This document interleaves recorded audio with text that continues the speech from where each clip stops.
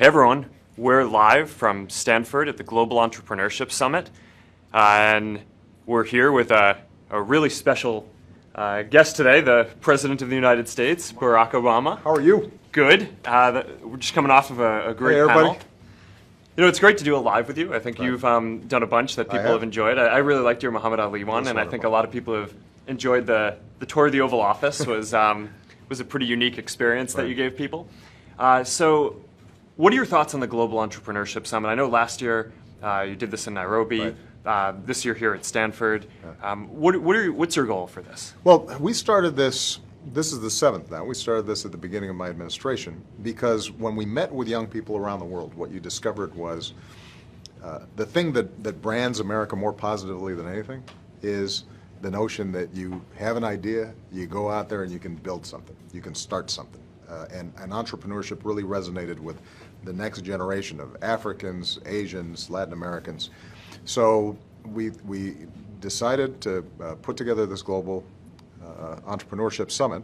We've done it in Turkey and the Emirates and Malaysia, but we thought that it would be good, since the first one was in Washington, D.C., to bring it back home here to Silicon Valley, where everybody around the world understands this is a hub of innovation. And we have people participating from 170 countries, 20 governments have sent representatives here.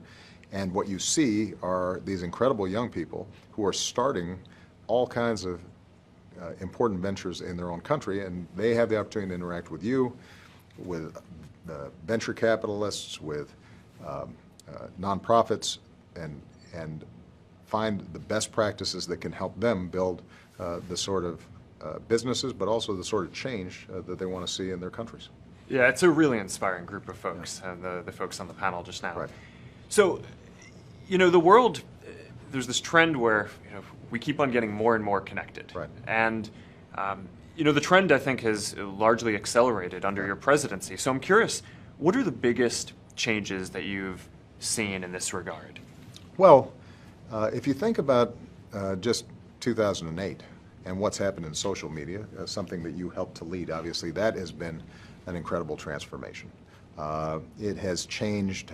We didn't talk about this beforehand. No, we did not. But I think it's fair to say that it's changed how people interact with each other. It is now changing politics. It's changing our economics in fundamental ways. It means that everybody has an immediacy and an access to each other, not just to information, but to each other in ways that we had never seen before. And that's powerful. Now, what that does is give entrepreneurs opportunities to leapfrog over old technologies, old political structures, old institutions, and start forming their own. It's disruptive. In some cases, it's also scary. Right? A classic example is what happened in Egypt. We were just with a young entrepreneur from Cairo, where Facebook and social media helped to launch a revolution, but it also created a blowback and a concern about what does this mean for all these young people to be able to talk to each other without having to go through established channels. And part of, I think, our goal has to be to make sure that we help young people like the ones who are here at this Entrepreneurship Summit use these new tools, form these new bonds, and not crush the innovation, but rather help to shape it in a way that creates more jobs, more opportunity, more inclusiveness, more tolerance, more understanding, more peace, less conflict. And that's going to happen, but it's going to take some time, and I think you're always going to have people who react to all this new stuff by saying that's a little scary.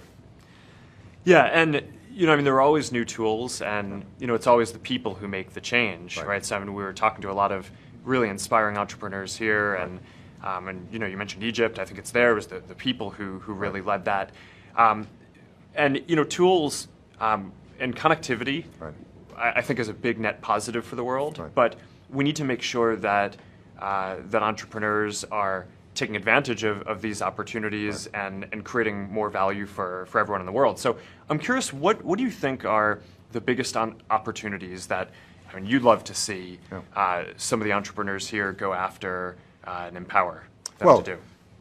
there are both sectors where I think there are huge opportunities, and there are things the government can do as well. So in terms of the problems that we have to solve, energy is a classic example, the issue of climate change.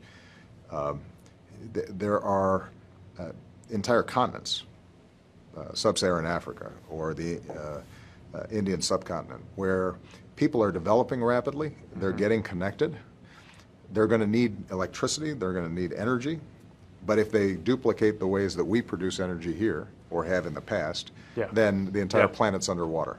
So the opportunities to use connectivity to solve the clean energy problem, that is an area that is going to make a huge difference. And you made an announcement about that today. We did, where we're going to be funding more young entrepreneurs around that issue. Education. We've got entire continents where the average age is way under 30. Yeah. And if that's the case, we got to make sure that they've got the education that they need to be able to access these incredible tools. And thinking about how technology, online learning can turbocharge and advance people's ability to educate themselves, get good jobs, get the skills and the training they need, that's a huge sector. Healthcare. Same thing. So there's not a problem out there where young entrepreneurs are not already finding innovative solutions. The key is for us to have built the infrastructure for it, to build the structures of rule of law and the regulatory structures so that they're not getting bottled up and frustrated by old creaky systems. And the goal for the U.S. government is to continue to speak out on behalf of these young entrepreneurs where we can, provide them help, and also work with their governments to help them recognize they're sitting on this gold mine of talent, and they just got to unleash it.